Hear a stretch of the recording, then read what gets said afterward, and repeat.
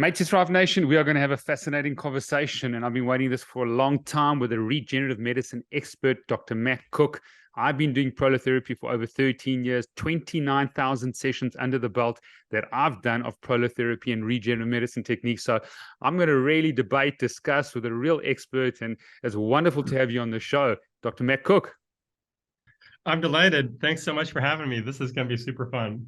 That's going to be cool. And you're a board certified anesthetist. You've been doing this for a very long time, and you've taken it to the utmost sort of level in terms of technology, and you're doing some radical things. But I want to ask you a basic, simple question for people to understand just the overall umbrella view and a stratosphere view of what is regenerative medicine. Oh, that's a good one. I would say in broad terms, regenerative medicine is a philosophy or an approach to several categories of medicine. One, musculoskeletal medicine, and then two, I would say that it represents a set of tools that can be applied to a functional medicine framework.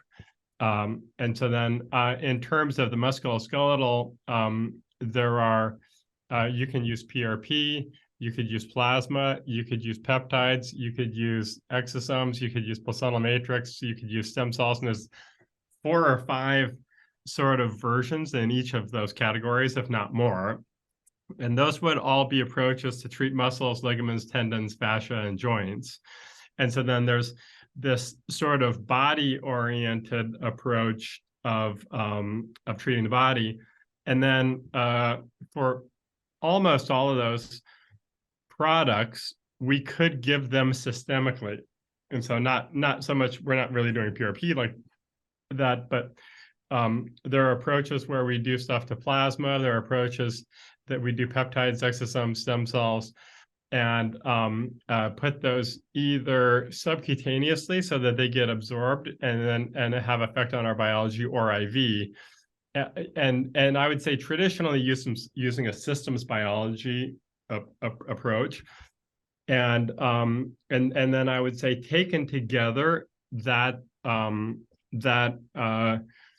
the use of those tools and sort of the philosophy and approach of that would be at a high level, kind of a 1.0 introduction to regenerative medicine. Brilliant. Now, I think you've been doing sort of as an anesthetist pain management since 2001, or regenerative medicine, or I know you're an expert in functional medicine, anti-aging medicine, and you sit on a number of boards as well.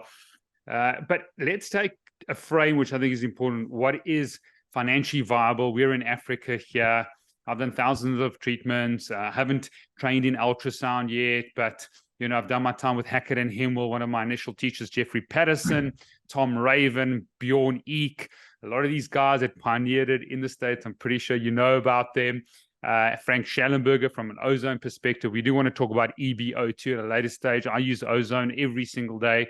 I think thousands and thousands of shots every month, just because of the effectiveness and the affordability of it. So put it in a frame, I think, of what's really affordable, and then the utmost technology of ultrasound or fusion using fluoroscopy as well as ultrasound, so that people have got an idea of cost. And just to put you in a frame here, a PRP session is probably maximum $250 to $300. A proto session's around $150 to $200. So it just gives you a bit of an understanding of what's happening in Africa. But take us through the motion of maybe a neuromusculoskeletal case, and I know that sort of includes the nerves, the muscles, and the skeleton. What the sort of the basics are on prolotherapy, then prolozone, then peptides as the expense, and then obviously stem cells, lipoaspirate, bone marrow. So people have got some type of grid to say, okay, I don't have $5,000 or $10,000 or $15,000. Where do I go with my neuromusculoskeletal condition? Okay, that's a phenomenal question. I always love to say this, and I was talking to some people that were high net worth, and they asked me this kind of the same question. Hey, what about everybody else? What's the thing?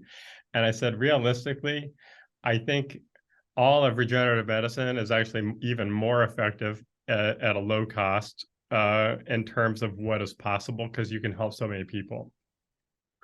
And the prolotherapy is a super interesting and concept, and essentially you, me, and everybody else that is practicing regenerative medicine is standing on the shoulders of you know, Hackett and Hemwall and Raven and all of these people that you mentioned, who are great and I think defined as sort of a philosophical thought process.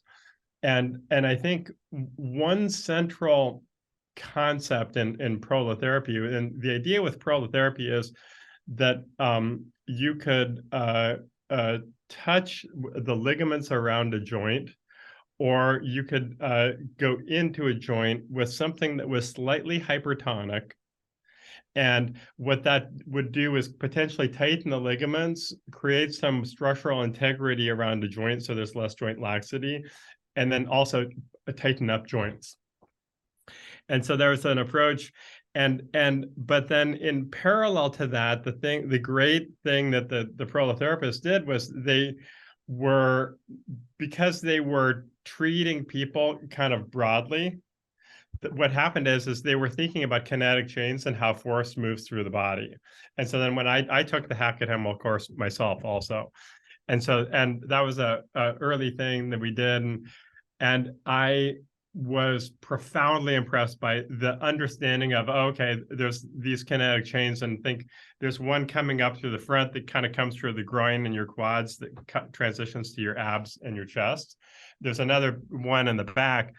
And so then when you start to treat joints that are on that kinetic chain and start to stabilize that, a lot of times, all of a sudden, people's performance in terms of movement gets better. The philosophy with prolotherapy is that many of the key nodes on that kinetic chain, you could stick a needle in, and you could palpate and know that what you were touching, and then treat that. And often that's along a bone, right?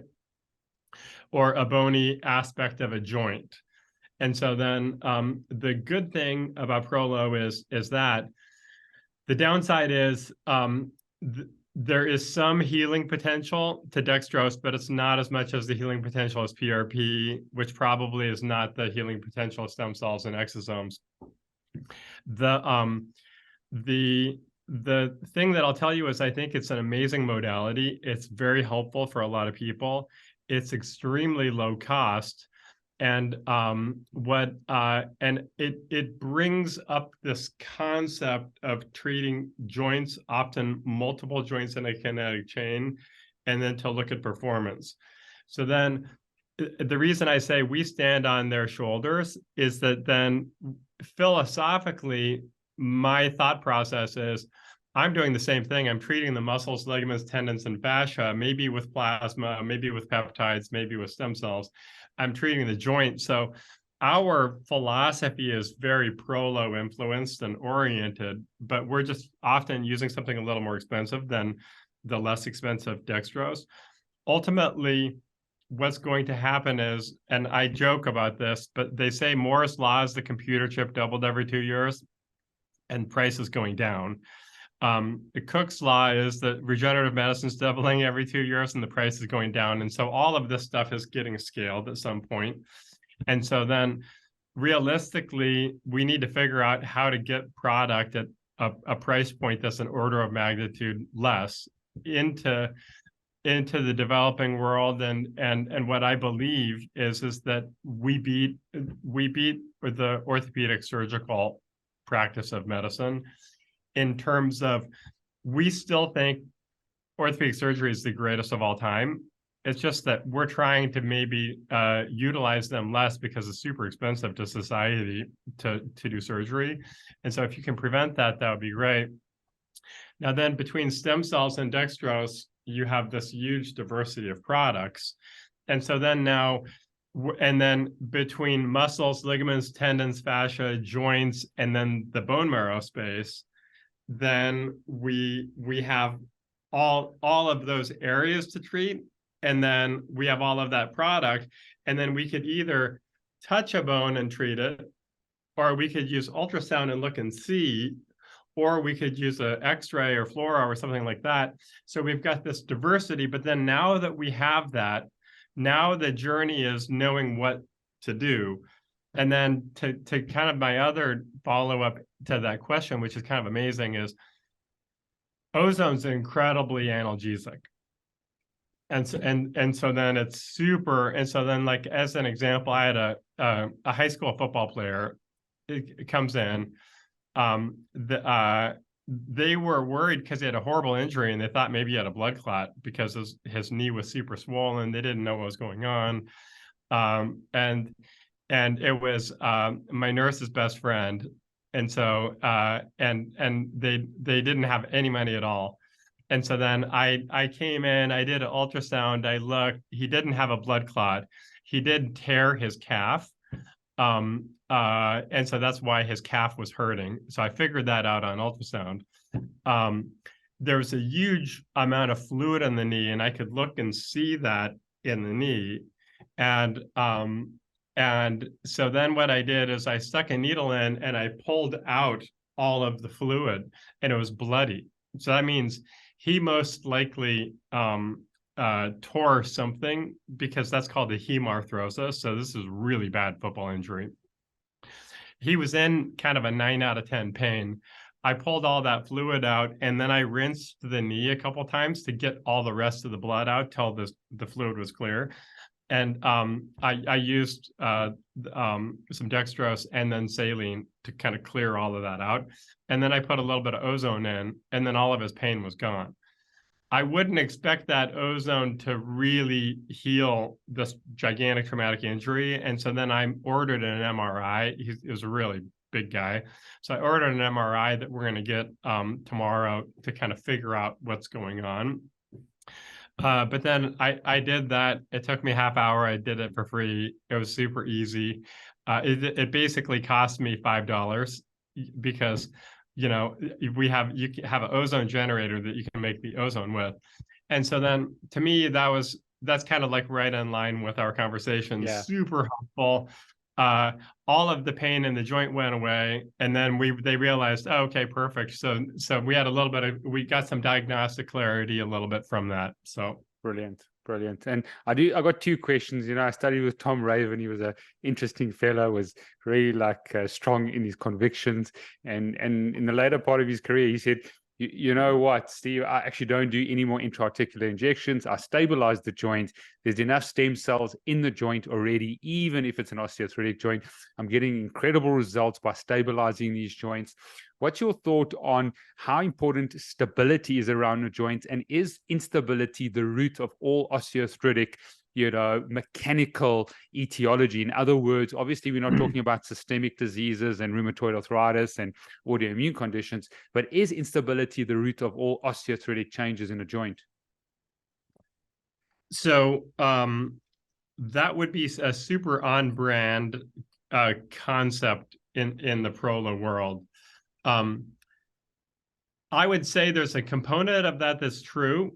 Okay. And then just as a caveat, what I'll tell you is that there's one little theory that I have, and then this is just super interesting, is that for people with chronic illness, and I gave a keynote lecture last year on this, for people with chronic illness, what happens is they get mitochondrial dysfunction. And so then they have low energy, which is why the people with Epstein-Barr and mold and Lyme, you hear these terms, chronic fatigue. So then one thing that happens is because of mitochondrial dysfunction and because of a dysfunction in the energy pathways, a whole bunch of the parallel pathways that are going on start to get impacted. And one of those is collagen biosynthesis. And so then we've noticed that in my anesthesia world, we would take care of people with true profound ligamentous laxity, like Ehlers-Danlos. There are some like genetic conditions. However, there's a large percentage of people with complex illness that have a lot of ligamentous laxity that don't have this genetic thing, but they're functionally loose. And I think that's because they've got metabolic dysfunction at a cellular level that's impacting them at a musculoskeletal level. And so then that, and as a result, that plus probably some of the things that are just more mechanically leading to increased mobility, hypermobility, is a cause for a lot of pain. Now, what I will say is I think that is a percentage of what's going on. Another percentage is that is a very real one is that tendons come on and bind on kind of, when you look at a tendon, it kind of under ultrasound, it looks kind of like a bird's beak. And then a lot of times what happens is we get partial tears where a couple, 20% of the fibers of that tendon will be pulled off. And so then you're loose. And so then when those tendons pull, they create a little torque when they pull. And there are nerves. There's a ton of nerves around tendons. And the reason for that is we want to know where our tendons are so that we have high quality movement. And so whether you're using dextrose prolo or whether you're using stem cell prolo or anything in between, when you're treating those tendons, a lot of times you're healing partial tendon tears or partial ligament tears.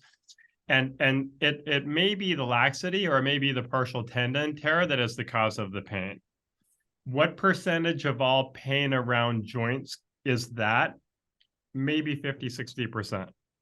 Now, maybe 70%. Do people also have a lot of pain in the joint or below the joint in the bone marrow? For sure.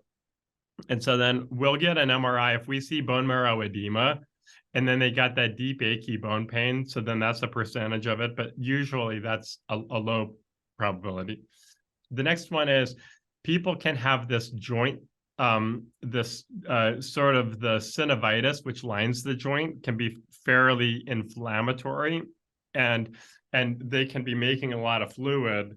And then so then when I looked and saw this kid, sometimes you see all of that fluid in there, and I just thought because this happened a week and a half ago. I couldn't believe it took them this long to come in to see me, but they were kind of panicked.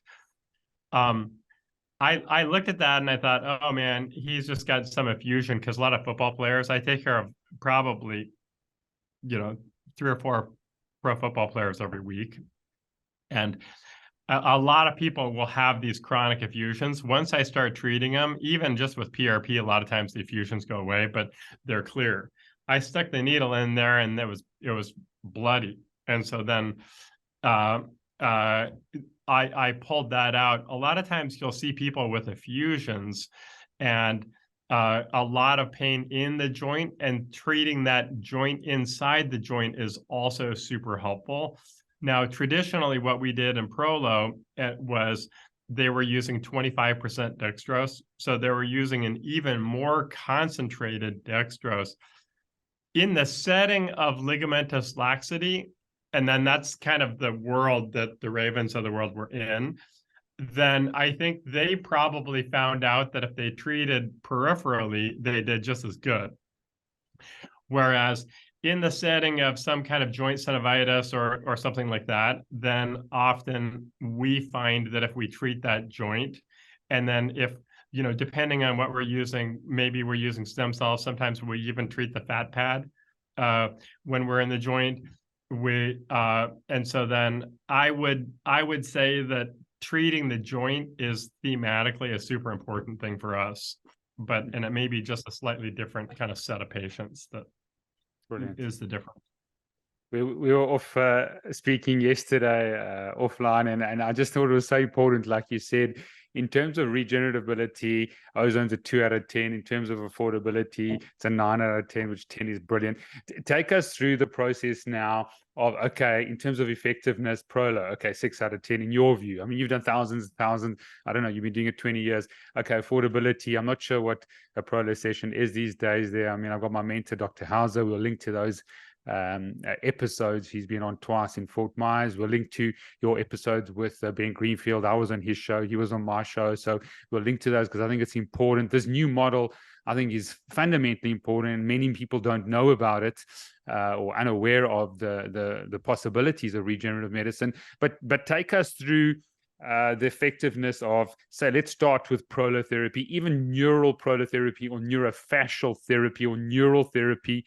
It has its place. I mean, there's some people, the older generation, Dr. Matt, sometimes I just give them a bit of prolozone and some neural fascial therapy, and these guys do so well. If I give them PRP, they flare up. They have this massive, reaction for days and days. And I don't know if that's just because of age or possible, problems with the immunomodulatory system that they have. But give us these out of 10 being brilliant and 0 being not so good, because I think it's really important. You've got years of experience, and take us through, and then we need to discuss what exosomes are and V cells, but just take us through a category of effectiveness and cost.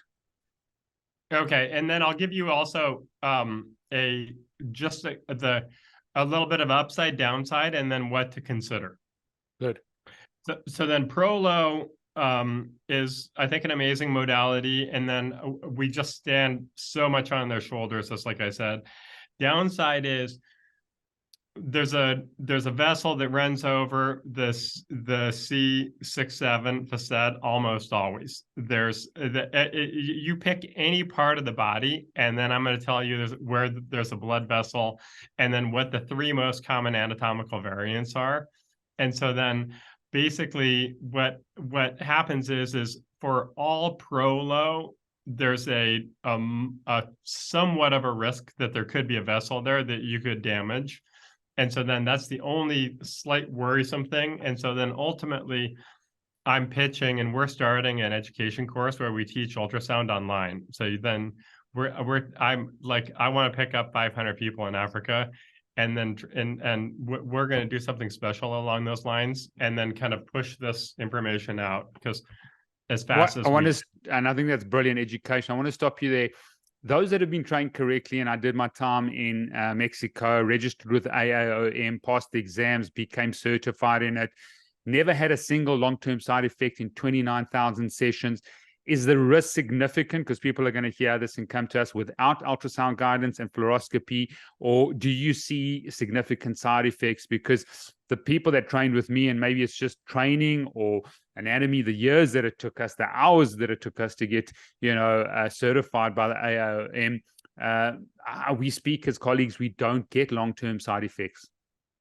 So then there's two super interesting aspects to that, and that's a very good question. One is, I have had 200 conversations with someone like you that has done this, and the teaching is incredibly good at Hackenham-Wall, and so then for people who follow sort of those guidelines, you see people who do it 25,000 times and they don't have any complications, which is crazy. Because if you could do something 100 times and not have any complications, you'd be doing pretty good. And so then you've got that going on. There is, I've seen some people who have gotten tons and tons of Prolo that will seem fairly damaged when you look at them under ultrasound. And so then I believe that we're pushing an agenda of visualization when possible, and it is a safe thing that is super good, and at a price point that I think is super doable. And so then this is a educational and a data gathering journey that we're going to be on for the next 20 years, and then we're doing this across a whole bunch of socioeconomic levels. And so then let's say you got that NeuroProlo. I love John Liftoff. He came to my office, and I had a great time with him, and we kind of just spent a couple of days. I showed him ultrasound, and we were talking about everything. The knock on PRP is that I've had 200 people tell me, the plan is we're going to do PRP. You're going to go away. You're going to hurt like hell, and I don't want to hear from you for 3 weeks. That was like the storyline that people had. the dextrose that you use in Prolo is like kind of 15-ish%. They found that that's fairly irritating for nerves. And so then they were like, well, what would be the ideal concentration of dextrose to use around nerves? And then they said 5%. And that has been something that was fairly broadly adopted by everybody. And interestingly, there's one theory that is that the dextrose has a benefit just in terms of providing some calories in that tissue. There's a theory that in areas that are chronically vasoconstricted in terms of the blood flow in because of, let's say, chronic pain, and decreased blood flow in, there's something called glycopenia. So there's not enough sugar in those tissue beds. And so then when you use fluid and open up a fascial plane and put some sugar in, now the sugar actually is helping to basically reboot and reset those tissues that haven't had enough sugar coming in. So then this is a theory. What I found when I saw, and I was sort of an early practitioner of NeuroProlo, and what I found is super helpful. Like in the short term, how helpful is NeuroProlo? 8 out of 10. In the long term, how helpful is it long term? 2 out of 10. And so then when we first did it, it was like we were doing it and someone was in pain. It was like, and it would be immediately gone. And so then you thought, oh my God, this is the greatest thing that's ever happened. Then next thing you know, it all came back like a week later, 2 or 3 days later. That being said, and this is super interesting, I treated like the best baseball player in America like 9 years ago. I did a 5% dextrose nerve hydrodissection. So sometimes, especially when I was treating a lot of pro athletes 10 years ago, I was using 5% dextrose because that was something that was 100% regulatory neutral in terms of like the regulatory agencies that look at blood doping and stuff like that, sugar. And I treated him and it lasted perfectly for 8 months, 7 months. It lasted from spring training and all the way until August. And then I did it again, and it worked again, and then it had a real long-lasting effect. The woman that I live with, Barb, has like a kidney pancreas transplant. If I gave 5% dextrose to her, it would 100% resolve her pain, and it would all be back the next day. So then that goes to show you, I have this one person that lasts 8 months, and this other person was fairly sick. If I put placental matrix, the same thing for placental matrix for Barb, a lot of times it would fix it in one time. And so then you begin to realize I have a modality. It's going to be, I'm once again working now across a diversity of what your health is. And so then I would say the NeuroProlo is super interesting, but then also just in general, 5% dextrose and fascial planes. And ultimately, my pitch is that you really want to see where you are in those fascial planes. There's almost always arteries in those fascial planes. And historically, we always thought we wanted to be in the fascial plane and not in the muscle. But a lot of times I'll put a little bit of my growth factors in muscles as well as in the fascial plane. And then what I do is there's a nerve and an artery that are like right next to each other. And so then I put my needle and I put fluid around both of them. And so when I do basically the fascial approaches, we're always treating nerves, arteries, veins, and lymphatics and muscles. And then often there may be a muscle here and a tendon next to it. And so then we'll be treating both of those. And so then because it's so robust and because all of those things tend to really benefit, then we're big fans of using ultrasound because we want to see where all of those things are. We want to see so that I don't damage any of that stuff. And then in those muscles, a lot of times if there's some fat atrophy in a muscle or some damage, or some at the central tendon of the muscle, there's a lot of nerves around that central tendon. And so then I just stick my needle right there and we'll treat that. And so then from that perspective, I find that super helpful. And so cost could be anywhere between a 2 and a 10 because we could use dextrose to stem cells. Effectiveness really could be anywhere between a 5 and a 10. And then I echo exactly what you said, which is that dextrose is super non-inflammatory, which is why some of our older patients do great with that. And ultimately, for people on fixed living, then if they could come in and get that in a low-cost way, and then that's a pain relieving strategy, and then I'm going to give that a 10. Okay. And so then, managing how we sort of onboard sort of the traditional world to this as an approach to pain management as we sit here in the middle of an opioid epidemic that's totally failing, then I think that's great. Brilliant. Let's go into stem cells. I think give us the same sort of scale in terms of effectiveness and costs, and maybe it's just some idea of costings if it's possible with regards to a PRP across the board. If you've got some idea, Prolo across the board. Obviously it's different from a cervical spine to a knee, but just some idea for people listening what a stem cell treatment costs. Exosomes, maybe explain that, or V cells. Okay, good. So then let's say dextrose, the cost to me is dollars. And so then, those treatments are hundreds of dollars probably, but, having more people do that, I think would be an amazing thing for the world. The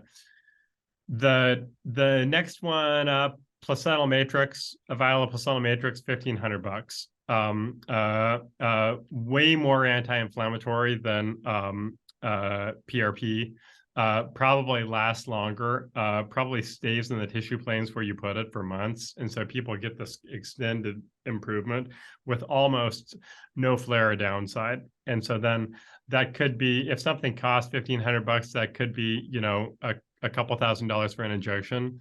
Let's just think $500 an injection just as a cost on top of stuff, but it could be more depending on what you're doing.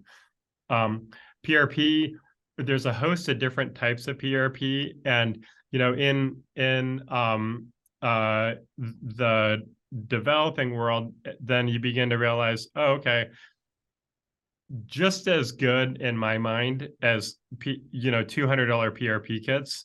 You can get sterile conical vials that you put blood in and spin, and then you can get plasma and platelets. That's a home run. And then you're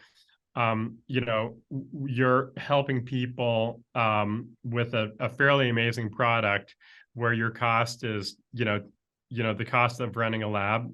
And so then if you called the cost of that $50 in terms of processing, then you can really help somebody with a $250 treatment. And then I would call that, PRP is probably between a 5 and a 10. It has potential to be an amazing treatment. When you grow stem cells in a lab, if they're happy, what they do is they secrete growth factors. And those growth factors are little small vesicles called exosomes. And basically, we have signaling molecules that are almost like currency or communication within the body.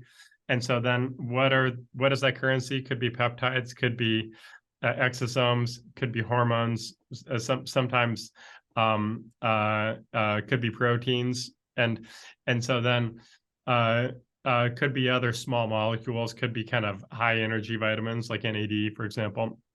And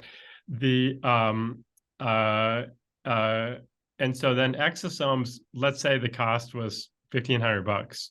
So then exosomes are fundamentally going away in North America, but people are going to be using it topically. This, however, will, over the next 20 years, I think, become one of the bigger players, just because exosomes probably are one of the most effective super anti-inflammatory, no flare. There's one company that I had a lot of flare, but for the most part, no flare, and something that is in the ballpark of a 7 to a 10. The stem cells, there's a whole bunch of different types of stem cells. So one type of stem cell is bone marrow. The bone marrow cells are good. The downside is they're fairly inflammatory compared to the other cells. And so if you don't like, if they said PRP flared you, then stem cells really flare you. And so bone marrow ones anyways. So then, I used bone marrow stem cells a little bit. There are kits that you use to process them. And so you think about the cost again is back into that almost $1,000 ballpark, maybe half of that. But I would say because of flare and because of things, I might rate bone marrow stem cells between a 5 and a 9, And then as we age, our bone marrow stem cells become way less potent. And so then for your 70, 80, 90-year-olds, those you're going to have a less healthy and less functional bone marrow. Your belly fat, your adipose stem cells are 20 years younger than you are because they're less metabolically active.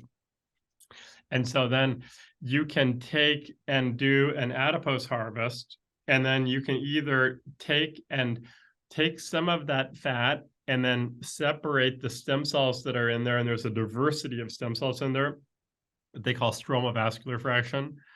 Scale from 1 to 10, that's just a 10. It's an amazing treatment, and then you can inject that basically anywhere. You can also take some of the belly fat, and then you can emulsify it where you put it back and forth through a little filter, and then mix it with some PRP, and then that's called nano fat or micro fat. And so people will do fat transfer of that to the face or to your facet joint or in your knee. The amazing thing about that one is when you do that, those adipose cells tend to stay living wherever you put them.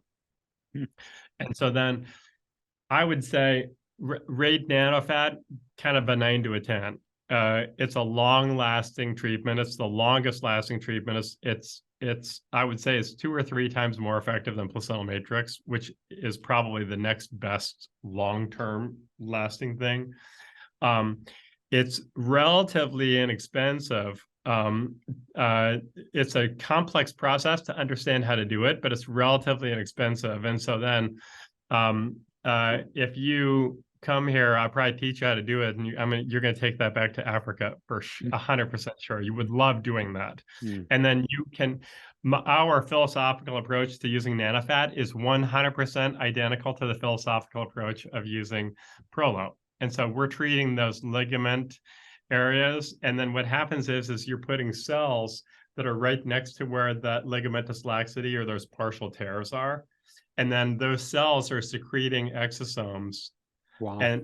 But then that's your own stem cells. And so that's been my best thing, I would say, I've ever experienced in terms of lasting a super long time, being really effective.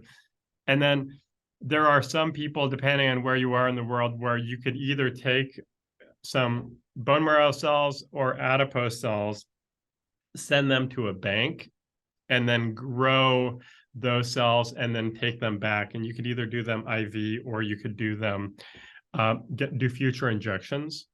And so I'm going to give that a 10 just because then that's a super interesting way to have some longevity. The nice thing about the adipose cells is that they're your own cells. And so they're living there. So you're going to feel super great about that. The price point is going to be relatively low overall. Okay. Next one is umbilical cord stem cells. And so then we've been doing umbilical cord stem cells in Mexico for a long time. there is an exponential growth in the use of umbilical cord cells and the interest in using umbilical cord cells in Asia, the Middle East, the Caribbean, and basically everywhere. And so then this is going to dramatically grow. We have a cell line that we've been using that has been an incredible cell line. And I think, I hear about all of the other cell lines, and so I probably like ours the best. The umbilical cells are probably the most expensive thing out there for IV, because if you're doing an IV treatment, you're giving 100 to 200 million cells. So it's a really huge amount of cells. The great thing is that if you're injecting in an individual joint, we might put 10, 20 million cells in there. And so then at a price point, umbilical cells could be a super high cost, but if you're just injecting some joints, it's a super low cost. And, I will have, I got off the phone with somebody this morning that, we love, and had a devastating, pain situation, treated them with, placental matrix and exosomes and stuff like that, and was really helpful, but not 100% helpful, and still not totally better. And then treated them with the culture expanded cells, and then now they're 100% apparently, and it didn't take too long. We're doing a trial, and so we'll end up doing this trial in the United States with looking at a form of muscular dystrophy, and there's going to be an article when it comes out. I'll send it to you, and you can post it along with this. But there's an article coming out, but we're doing a pretty interesting study where at a form of muscular dystrophy where I had people that were losing muscle every year, and then I got them back to where they were a couple of years ago. So umbilical cells are, between a 9 and a 10. They're a little bit more expensive, but depending on if you're treating certain things, there's ways to use them less expensively. And then the final thing is, there are some, and now in addition to umbilical cells, there are some people that are doing placental cells, but not much. And I haven't seen much of that. It's mostly umbilical cells. And those are, just so people know, those are harvested at the time of an elective C-section. And so there's really no controversy around that from a pro-life perspective at all. And then, there are some pluripotent, there's more than this, but then there's some pluripotent cells that float around in your blood. Some people call them U cells, some people call them B cells. And there's a friend of mine, probably is the world expert on this topic. His name's Bill Paspalarius, and he created a company named Tython, and they have a proprietary approach of how to pull those cells out and activate them. And there's a fairly complex algorithm. Also, a fairly interesting modality, and that's easier to get than bone marrow stem cells or umbilical cells. I would say overall in my journey, that has the potential to be super amazing, and I do love that. I do think for major structural problems, I do better with bone marrow and adipose stem cells. But I've had some great results with hair. We've had a lot of great results with sexual performance with almost all of these products, as long as they don't have any particulate in them. So we don't put placental matrix there, but work good for the P shot and the O shot. And so then, that kind of rounds out a little bit of a price point, and then a kind of a sense of all of those kind of products. Brilliant. That was well said, well articulated in terms of the scale and effectiveness. Pretty amazing. Let's talk about peptides. We've been doing that in the practice for a very long time. We've got a compounding pharmacy we work with. I haven't personally seen the effectiveness of peptides that I was expecting. And maybe it's just the group that I've got, just the small group that I've got that can afford peptides, because it's not a cheap process. But sort of give us your overall view on peptides, whether people should be injecting them at home. I know there's sort of a lot of, gray peptides running around there in the world, and should patients or clients be just using these peptides subcutaneously? And there's a lot of issues and side effects that I've seen with a lot of the gym industry and the personal trainers that have been using this.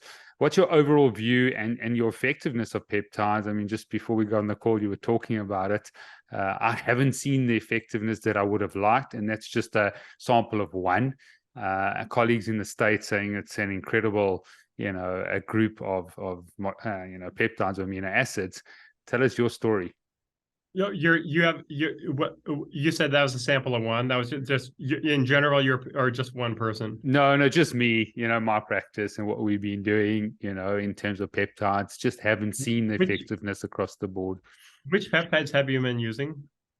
BPC 157 mainly, that's the one, because we do a lot of musculoskeletal work in that. I can just say I haven't seen a big difference using your PRP, your prolozone, getting the patient to do obviously rehab and exercise therapies for a knee. I mean, we get a 95% success rate with knees across the board, surgeries or not. Obviously a lot of exercise therapy we use, and a lot of modalities. PBM, find that photobiomodulation has been brilliant for my patients, my knee patients. So including an extra cost of, say, BPC 157 that I did for like a year with patients in the injectable solution, afterwards, and giving them, to some people that had the skill and ability to do it, I didn't see a big change in the results. Okay, so I love that you asked this question, and this is a good one to go into. So then what I will tell you and is that when I have people coming here with sort of like chaotic big problems, and the people will like talk to Dr. McElroy or Dr. Lustig, and they'll put them on a peptide protocol. About 30% will come in and say, like, where's Dr. McElroy? Like, and I go, oh, I don't know why. He put me on peptides, and like 80% of my pain is gone. I mean, it's crazy. And so then I will have this 1/3 of the population that has this crazy miracle kind of response to the peptide. I'll probably have another third that will come in and say, oh, I didn't feel anything. And then the other third is kind of in that middle zone. And so then if you said injections with peptides, I've had, and now this one is admittedly a little bit like last night. Okay. Historically, almost every day, I would have people coming in and doing free injections and low-cost stuff at the end of the day. So I would kind of work my way, and then till like 6 or 7, and then do free injections till 9. Wow. I will have a third of those, and I have a lot of them who I treated them, and then they'd be like, oh yeah, I haven't had any pain since you treated my lumbar facets with peptides like years ago. It was crazy. I still can't really believe it. I do think that that's about 20-25%. I will have a lot of these cases that are so miracle, it's hard for me to believe. And then I will have some people that I'll do it for, and then they go, I may have gotten a benefit. It's kind of hard for me to tell. Now, I don't have that in any other area of my injections. If I do PRP, they're going to almost for sure get somewhat better. They're not going to say, I didn't get better at all. They're definitely not going to. And stem cells and even dextrose, they're all going to say they sort of got something. So then that to me is interesting, and yet it's a real, probably 20-30% of people that it's miracle, the most miracle thing that I do. And so then what happens is, if you flew to see me from South Africa, I'm not going to do peptides for you, because I don't, if you fly to see me and then I've got a 20% chance of a miracle, then I'm just kind of like, and then it doesn't work out, then you're going to wait for 2 more years until you come back and then say, I don't know if this stuff works. Yeah. So, but then if you lived down the street from me, then most likely we'd be working out, doing crazy stuff, hurting ourselves a little bit, and then I would probably treat you 2 or 3 times a year with peptides, because you might, I might do some expensive stuff, but then peptides, oh, we didn't talk about peptides in terms of price. Peptides are in the, $100 to $150 a vial, so yeah, super low cost. The other thing that I found is there's a range in price, or a range in dose. So then there's a low dose approach to peptides and a high dose and a medium dose, kind of like the Goldilocks. I found that some people do really, really well with the high dose. And the 2 peptides that we like for musculoskeletal the most is the fragment of thymosin beta-4 and BPC 157. The fragment of thymosin beta-4 is called TB500, is another name for it. And we will often do a kind of a dose, either a 1-to-1 dose or a 2-to-1 dose. And so like 2 milligrams of the 17 to 23 to 1 milligram of BPC. And so then I will do injections where I'll do 1 milligram of BPC and 2 milligrams of 17 to 23. We will occasionally do very high dose protocols where you can go all the way up to like 10 milligrams of and 5 milligrams. And so the other thing is that the peptides, the way that I break down peptides, and so then I just wanted to give you that because we didn't talk about peptides before. I break down peptides into like 5 or 6 categories.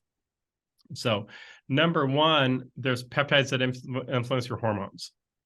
And so then it used to be, I always say, you have to figure out what gang you're in functional medicine. So we're in the same gang because we're in the musculoskeletal gang. So we're like brothers from another mother. The next gang is the hormone gang. And so it used to be that everybody that was in the hormone gang, they were putting people on testosterone and estrogen, and then they were putting them on growth hormone. And so I still get people that come to me that are on growth hormone. We almost always switch them from growth hormone into one of the peptides that tells your brain to secrete and make more growth hormone. And then there's also a peptide that will influence testosterone. And so then you have the hormone category. Next category is your immune category of peptides. And so then there's a host of peptides that are quite helpful at regulating your immune system. And essentially everything that ails us in Western and modern society creates dysregulation of the immune system. That's long COVID, that's long Epstein-Barr, that's the tick-borne and vector-borne infections, that's too much Diet Coke is probably going to dysregulate your immune system. And so then then interestingly, what happens is as we're aging, certain things fall off a cliff. And so sometimes your thyroid hormones will go down, sometimes your sex hormones will go down, and then often probably the immune peptides will go down, which is why they say pneumonia is the old man's friend, because what happens is all of a sudden the immune system goes away and then they get sick and die. And so then ultimately, I think a long-term strategy, particularly in the geriatric population, of having some immune peptide as peptide support, having immune peptides around COVID to prevent long COVID. And I just, I think that this, hear me now, I feel like Arnold Schwarzenegger, listen to me now and believe me later. Like you're gonna, if I had a little bit more money right now, I would immediately do a clinical trial looking at long COVID and compare people who were treated through the COVID period versus people who had no treatment with peptides, and then kind of management in that period afterwards. And I predict that that population has less long COVID. And so if COVID sticks around with us for 5 or 10 years, then people are going to start to do these trials, and that will be proven. And then the immune peptides, I think, are fairly helpful for acute infections, including viral infections. The next one is neurological peptides. There's some peptides that increase brain-derived neurotrophic factors, some that are kind of anxiety calming. Those actually synergize fairly well with some other stuff that we do. I think that they can be very important tools as part of a functional medicine strategy for working on neurocognitive, neurodegenerative conditions.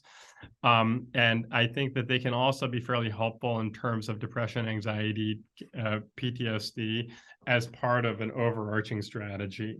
And so then those are kind of subcutaneous, but then the growth hormone ones are subcutaneous, but the immune ones and the brain ones, you can do IV or sub-Q. So then that's super appealing. You've got the gastrointestinal BPC 157 is secreted from the stomach. And there's a theory that what they tried, they thought that gastric juices probably had some healing potential. They thought there was some magical ingredient in it. And so Pavlov, the great Russian scientist, was kind of famous for popularizing the idea of drinking gastric juices. And so the idea is maybe he was the first person who was getting actual BPC 157 to people. You can do that as a subcutaneous injection or as an oral. I found they both help the stomach. Okay. And you think about the stomach, could be stomach issues, H. pylori or acidity or gastritis, could be small intestinal issues, could be parasites, could be small intestinal bacterial or fungal overgrowth that I think many people are on the spectrum of. And then there could be dysbiosis, but then there could be these autoimmune things like ulcerative colitis and Crohn's. If there's an infection thing, I think you got to deal with that infection thing. And on a peptide GI front, you can do sublingual LL37, which is an antimicrobial. And then the BPC is broadly helpful, and it's super helpful whether you do it as an oral or as an injectable. In terms of pain, I always say, do you know what the pain peptides are? No. The immune peptides. Because the immune system is what does, you think about all of our injections, what are what do we use? Stem cells. So those are immune cells. So we use, our immune system is what does all of our musculoskeletal healing. And so at a musculoskeletal front, the immune peptides are kind of stand out large. And so I found all of the immune peptides are fairly helpful in musculoskeletal. And so there's a fragment of thymosin alpha-1 called thymulin. There's thymosin alpha-1, there's thymosin beta-4, there's the fragments of thymosin beta-4. I like the fragments of thymosin beta-4 much better than thymosin beta-4. Thymosin beta-4 had been kind of historically great. But I think the fragments are more potent. And may have a higher safety factor. There's some mitochondrial peptides, SS31 and humanin. And so then you realize with the peptide kind of, you got this diversity of things that may fit into kind of functional medicine approaches, may combine very well between functional medicine approaches and other regenerative approaches. And then the interesting thing is that then you can take, and so as Prolo, and so then you're going to love this word, patterns. And so then you have patterns. And so what would be a pattern is to think about the origin and insertion of a muscle. And so then you might be thinking about the deltoid. And so the part of the deltoid attaches up here by the clavicle and the acromion, and the collarbone. And then this is the origin. The attachment is down here in the humerus. So then one thing that I've developed and kind of taught people is to take peptides, but you could also do this with 5% dextrose. And I've also had very good results with 5% dextrose because that's kind of like neuroprolo. And then I put it in an insulin syringe. And then I inject where the areas of pain are subcutaneously. And so then using Prolo philosophy and Prolo principles, we'll do subcutaneous injections. And then I teach people how to do that. And then people have told me that that's very empowering because now they have a sense, oh, guess what? I'm going to go and I can do something. And even for us at home, I basically every day there's something that I do for Barb, and interestingly, she, after COVID, she had a little thoracic pain. And so then I will grab, almost like you're grabbing a cat, you grab that subcutaneous tissue kind of here and lift up. And then I'll go straight in with my insulin syringe, which is a tiny 30 gauge needle, and inject.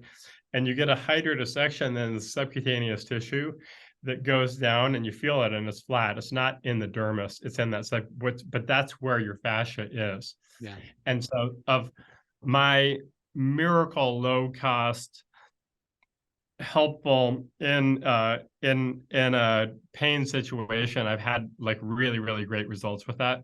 So I think the peptides are super interesting, super useful, but then you have to figure out how you're thinking about them and then manage that in conjunction with everything else in regenerative medicine.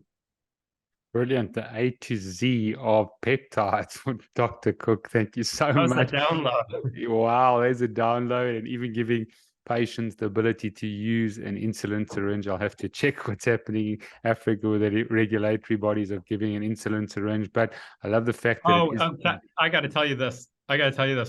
So then some of my friends have told me, they go, I'm 100% on conversions. So then what I'll tell you is 30 million, I think 30 million people a day use an insulin syringe to inject insulin in North America. Wow. You get them everywhere. You can buy them at CVS. Yeah. And so then that's just a regulatory super neutral thing everywhere in the world, because everywhere in the world people are injecting insulin.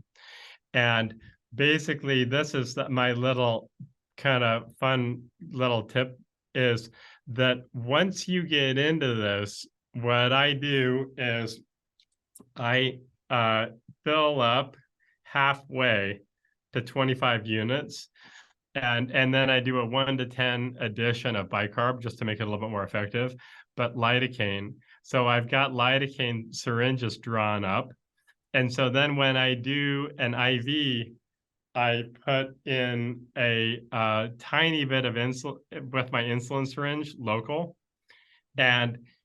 Or if I'm doing an injection, let's say I'm going to do an injection with a 22 gauge needle. Usually what I'll do is I'll inject the skin.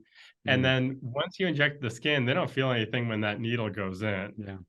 And so I'm basically in the journey of converting, and I think basically everybody in the world is going to end up using insulin syringes, because what I always did was I always had from anesthesia. Yeah. I had a 1 cc syringe that I would fill up with lidocaine and then put the 30 gauge needle on it. Yeah. This is 1,000,000 times better than that and cheaper. Yeah. Wow. That is an insightful addition that I can actually now start stocking those and start using them a lot easier. My nurse can prepare them and then give them to patients. I suppose you could fill up syringes with 5% dextrose, or give them a 5% dextrose bag, I suppose, and they could actually just draw it up and inject it in those areas. So then you would think that, and then I have thought about that. The issue is that the insulin needle is shorter than a regular needle. Okay. And So so not, then it's hard to get it into that bag and then okay. pull out. Yeah. However, if you there are you can get sterile vials, 10 cc vials, and so you could grab a 10 cc's from a bag and then put it into a vial and then stick that in and pull that out. Yeah. So Interesting. but as when you'll figure out there's a way to do that, and then that is kind of neuroprolo at home. Yeah, that's incredible. That's going to help a lot of people. And in fact, that's going to help the whole healing process. Brilliant.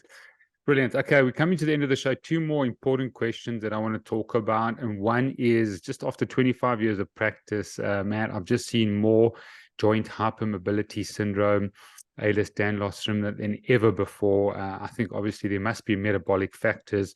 I think minerals are playing a significant role here, just the lack of minerals in our vegetables, in our soil. I had Zach Bush on the show just talking about the pernicious and pervasiveness of glyphosate in the US. And the US is number 2 in the terms of usage. South Africa is number 1 in the use of Oh, really? glyphosate. So it's causing significant issues. But talk about why we've seen such a plethora and such an exponential increase in JHS, joint hypermobility syndrome. Well, fundamentally, you're probably right. And now I kind of mentioned this earlier. I do wonder about this concept of the collagen biosynthesis pathways.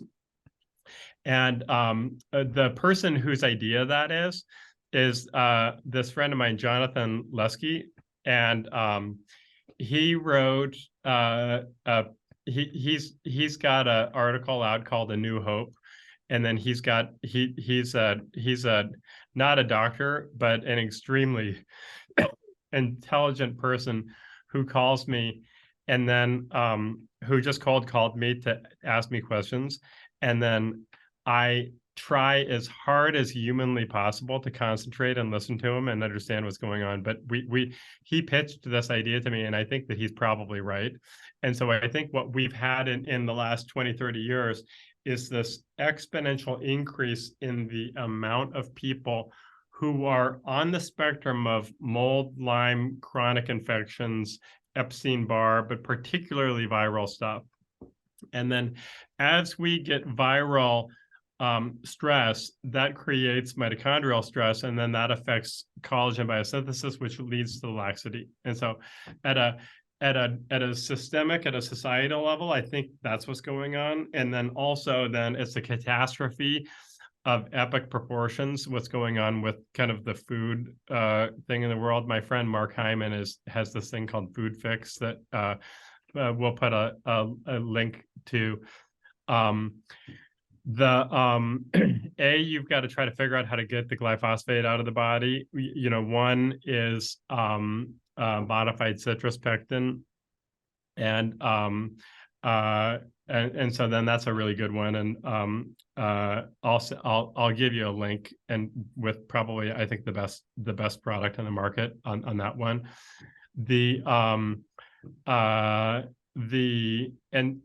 And then everybody, when you start to do this, testing, and so we're doing a lot of concierge medicine at this point, and so we're doing a lot of robust diving in. Mark Hyman has a new thing where you can go, and it's called Function, and you can get through Quest all of your labs checked. And ultimately, I think that this is going to be something that's going to go all the way across the world, because to get a CBC, if I billed your insurance, if you were lived here in the States, they would bill $100, because it'd be hard to get people to pay, and they have to fight for like 3 months to get paid. So they charge $100. If I paid a cash pay rate, it's $3. So it's crazy. And so then what happens is we're going to see an exponential drop as people begin to take control of testing. Everybody's low in magnesium. Everybody's low in all of these minerals. and so then I add a little Kinton, which is kind of like a mineral solution. I know it. Yeah, I know it. Yeah, we use it here. I drink that every day. We do a lot of IVs with magnesium. We're doing trace minerals in our IVs. We're doing trace minerals, in addition. And so then I think ultimately managing mineral status is super important. Managing the immune conversation is super important. And then to go back to peptides, I think peptides are one of the best ways to manage your immune system. And then I think one of the other things is once you start doing regenerative medicine, once you start doing peptides, once you start doing IV therapy, and once you start paying attention to all of this stuff, all of a sudden you feel way better. And this was if you would have said, hey, Matt, I've got this way that you can give up everything that you like that you think is fun, and then you can live 10 years longer, I'll be like, that's okay, but enjoy yourself. That would have been because I'm going to go mountain climbing this weekend. That was my approach, when I was a kid growing up in Montana. Now I think what happens is it's so appealing and you feel so good when you get your life oriented that then now I basically make great decisions all the time just because, that's what I want to do. And so then it's not a hard pitch. It's just like the super chill. That's just what you're going to do.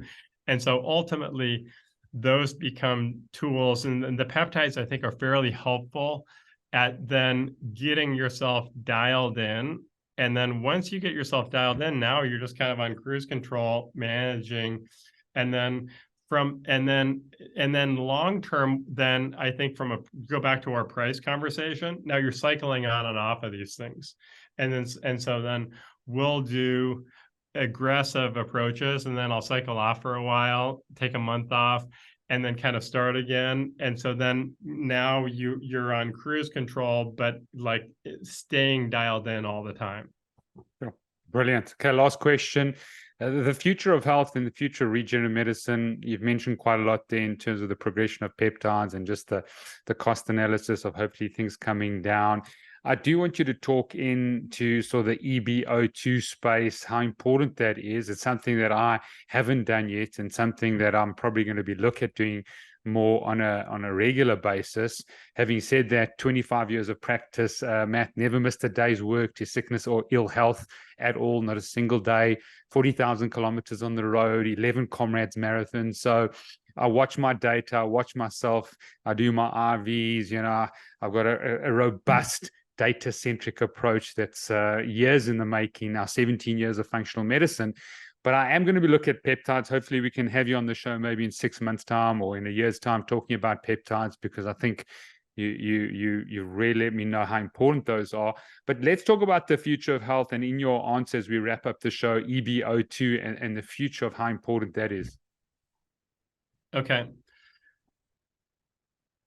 So then EBO2 is one of these big approaches and of putting an IV in one arm and then pulling blood out of the body and then running it through a filter and then putting it back into the body.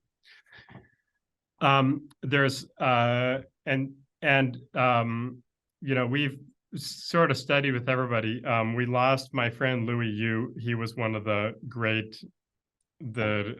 pioneers in this field and was an amazing and thoughtful and insightful doctor. So I just mentioned his name, and he was the person who taught me how to do EBO2. Although there's been sort of a handful of approaches. There's a group out of Ukraine, there's people in Malaysia, and now there's a host of people that are out sort of teaching it.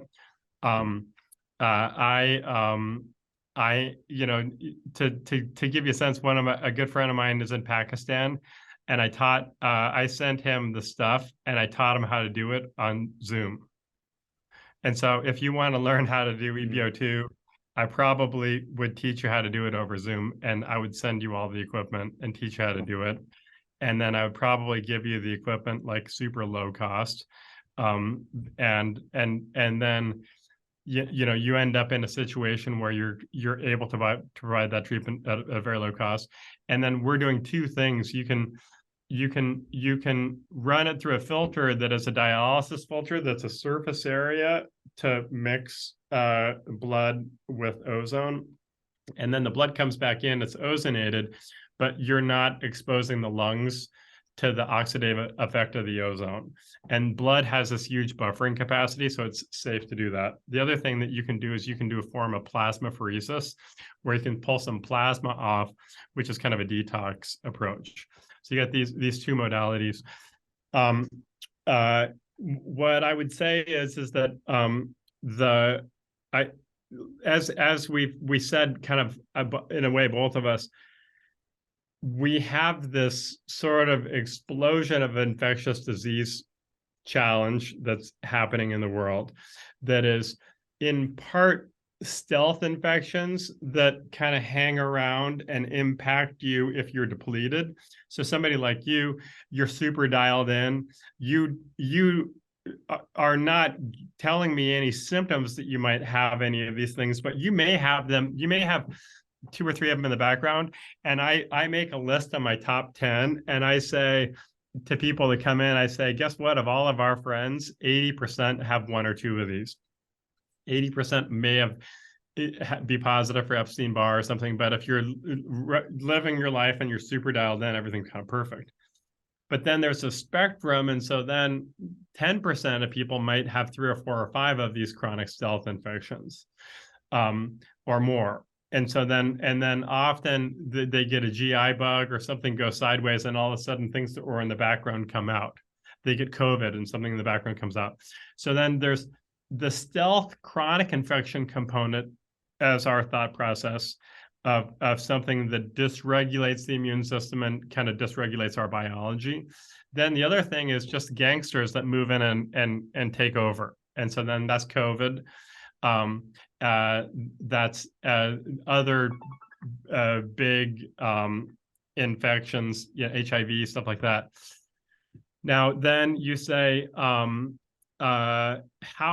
how helpful is EBO2 in the stealth chronic stuff or in the acute stuff? And I would say it's very helpful.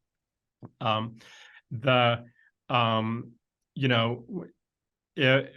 of my ideas is if I always say if I was the king of the world, then I would have centers that did this all over to treat people with COVID, because I think it's super helpful.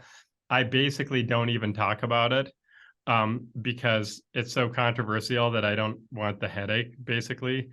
And then we're not doing that just because we don't want the headache of it. But I think at a societal level, I think ultimately, if regulatory agencies were copacetic with it, you see lower long COVID, you see in terms of acute infections, you see less long-term complications, and I think you see shorter courses. And then if you combine EBO2 and peptides in chronic infections, I think that would radically change the trajectory of how effective we are at treating that, and particularly for vulnerable populations. In the chronic patients that we take care of, I think that doing EBO2 is a fairly useful tool, because what happens is, I said we're on the spectrum, and so then over here is symptoms, over here is no symptoms. You and I may be living with some of these things, but no symptoms. But what happened is, if we had a stress, we could shift over to the right. Now, in the same way, ozone, by coming in and having an antiviral effect and then having an immune modulating effect, will shift us towards the side of no symptoms.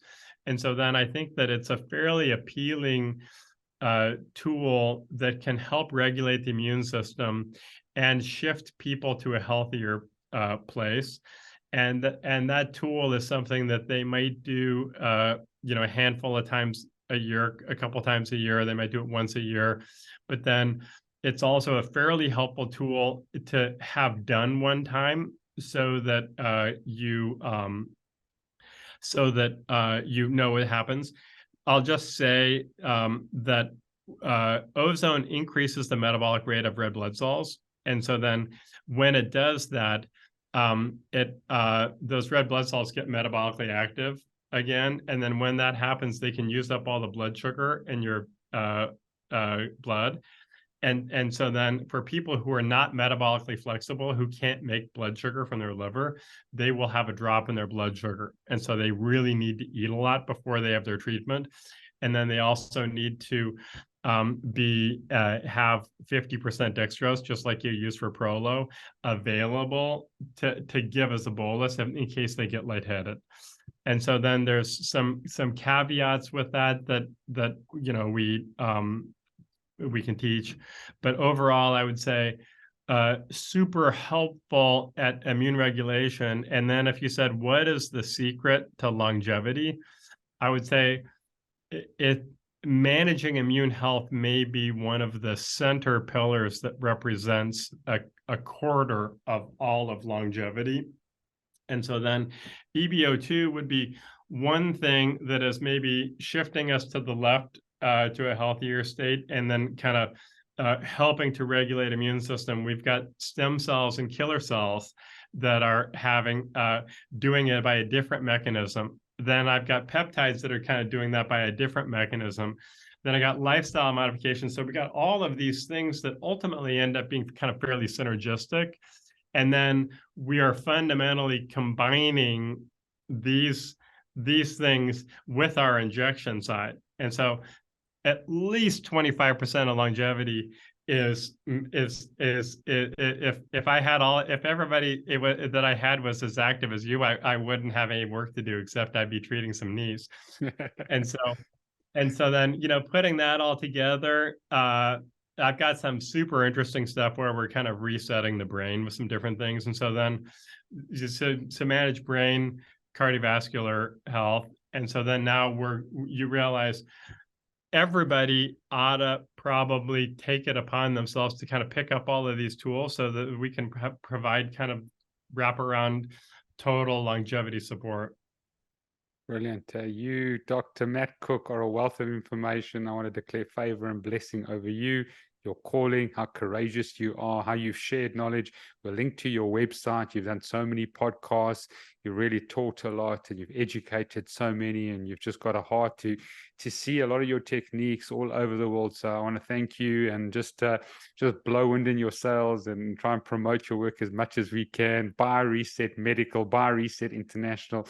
This man is a legend. He's got just years and years of experience, and just a pioneer and innovator. So just want to thank you so much for your time, Dr. Matthew Cook. Oh, it was a pleasure. You are the greatest. I so enjoyed it. And anything I can do for you, I will. And so great. And thank you for what you're doing. And honestly, they say that you go through these stages of life, like identity and figuring out who you are and this and that, which is whatever it is at some level. But then the most important one is generativity. And so then when I look at you and I hear what you're doing, it would be amazing. I think that you're going to have a profound impact on your entire continent. And so then and it's inspirational to hear what you're doing. And any way that I can help you, I'm excited.